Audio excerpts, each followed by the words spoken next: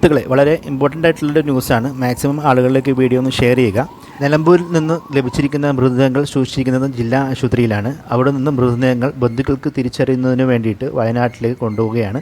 മേപ്പാടി CHCയിലേക്കാണ് മൃതദേഹങ്ങൾ കൊണ്ടുപോകുന്നത്. അതിനായിട്ട് നമുക്ക് 40ൻ്റെയും 50ൻ്റെയും ഇടയ്ക്ക് ആംബുലൻസുകൾ നമുക്ക് ആവശ്യമായിട്ടുണ്ട്.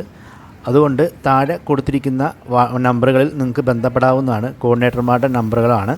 അപ്പോൾ എത്രയും പെട്ടെന്ന് നിലമ്പൂരിലേക്ക് എത്തത്തക്ക രീതിയിൽ അടുത്തുള്ള ആംബുലൻസ് ഡ്രൈവർമാരിലേക്ക് ഈ വീഡിയോ ദയവായി ഷെയർ ചെയ്യുക. അവരിലേക്ക് ഈ നമ്പറുകളൊന്ന് എത്തിച്ചു കൊടുക്കുക. എത്രയും വേഗം ആംബുലൻസുകൾ നിലമ്പൂർ പഴയ ബസ് സ്റ്റാൻഡിലായിട്ടാണ് ആംബുലൻസുകളൊക്കെ ലൈനായിട്ട് പാർക്ക് ചെയ്തിരിക്കുന്നത്. അപ്പോൾ എല്ലാവരും ദയവായി ഒന്ന് സപ്പോർട്ട് ചെയ്യുക.